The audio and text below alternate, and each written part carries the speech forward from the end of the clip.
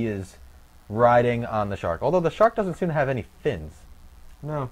No, it is on its side. Yeah. It's trying to bite Batman with his lightsaber. And I think that's Darth Vader's lightsaber, isn't it? Red? Or Darth Maul? Yeah, Darth Maul had the dual lightsaber. Yeah, I think that's Darth Vader's. That doesn't matter. It doesn't really matter at all. Are they calling Batman the Sith? I don't know what they're saying, so maybe it's not self-explanatory. But it's awesome, either way. Is this like the third or fourth time we had a shark in our podcast? Yeah, we seem to have a shark theme each week. At some point, we talk about sharks. And I'm not really a marine biologist type of guy, but no, sharks are just interesting creatures, I guess. You know, they eat a lot of things and kill people. So, they're interesting. And Batman does the same, with a lightsaber. Yep. So the comment here is, I want this image to flash before my eyelids before I fall asleep each night. And I could think of no better treat than seeing that each night. You'll have good dreams. Yeah. Yeah. And I was never clued into the fact that Batman could survive as well as he appears to be surviving underwater. Or the fact that a lightsaber could work underwater. Yeah. Or maybe this is like Make a Shark and they're actually flying through the sky and he was on his way to bite an airplane. You would figure that there would be like sizzling going on the lightsaber. Yeah, I see. Like bubbles, more bubbles than normal around the lightsaber. I see bubbles around Batman. So they're definitely under the water. Yeah. But this picture is really good. Whoever painted this, he did a really good job. A lot of talent. Probably some comic book. That's probably what it was. It was probably some guy creating comic book and some crazy ass comic book that all they mixed in. Comic book. That's all I heard. I just heard comic book a few times. But yes. So what do we have? Let's get off this amazing image before it just sticks for the rest of our episode. All right, next story. FCC submits national broadband plan to Congress, which it was like a 7 or 8 page. Which you read. You read plan. The whole. I did read the entire plan. It's just not a temporary thing, I suppose, but it's just an outline of what the FCC hopes to accomplish as far as getting the country to speed up its broadband capabilities and extend its broadband capabilities to, according to the plan, pretty much every American community by 2010. So, you mean 2020 or? Oh, I'm sorry, 2020. Yep. Yes, in 10 years. They don't say that all American communities should be at 100 megabits in 10 years, but I believe they want 100 million homes with 100 megabit broadband access within 10 years. Yep, 100 megabit down and what they say 50 megabits up, which would be pretty nice. Yeah. Pretty nice to have. And the way they plan on doing this is through spectrum auctioning and government kind of subsidies for different, I guess, companies like cable companies. They want them to sell off their spectrum, and they're going to.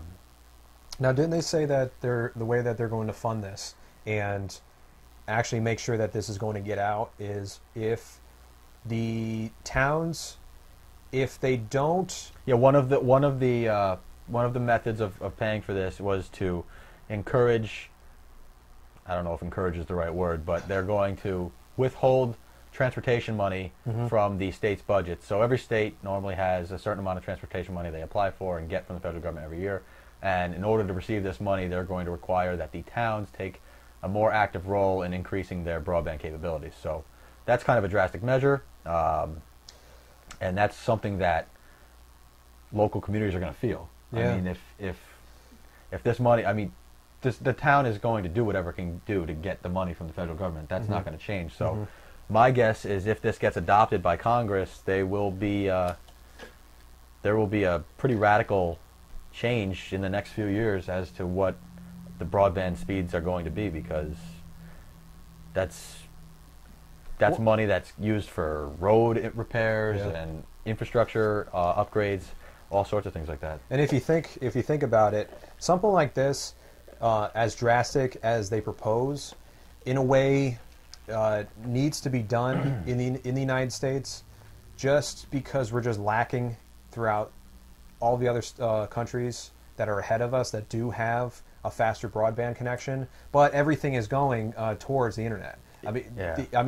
you saw it in the last 10, 15 years, the internet explosion that was just formed.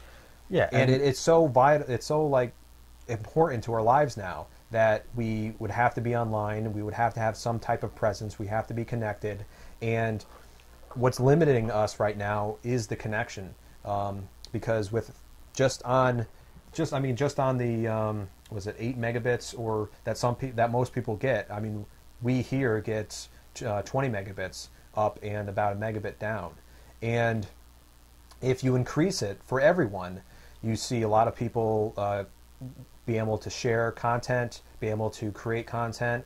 You'll be able to see a lot of businesses starting to use that connection. Mm-hmm. Well, the plan actually outlines a few different requirements as far as gigabit service. Well, I guess I misspoke earlier. They want gigabit service, 1 gigabit service to all American communities within 10 years. Okay. And 100 megabits was for 100 million people in that same 10 years. Mm-hmm.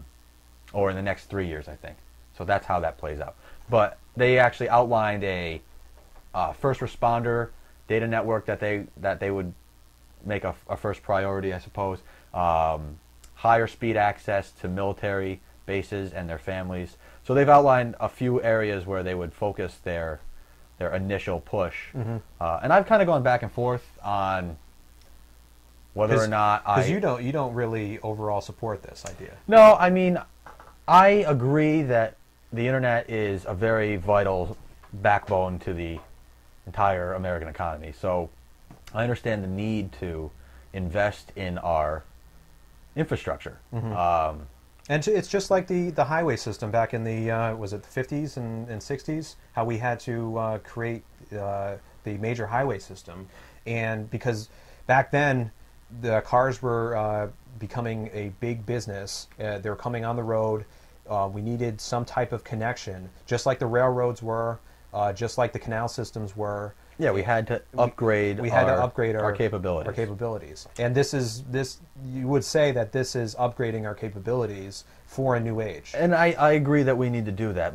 The whole reason I was kind of against it is just because, from a feasibility standpoint, yeah, because we're all broke. We're broke. The economy all states down, out there are broke. And from a feasibility standpoint, the types of upgrades that they're talking about in this plan and that they outline, they're very general and they're very vague. It's just kind of general statements. We need this speed by this year. Mm-hmm. We want this network. We want all this access to this data. We want this.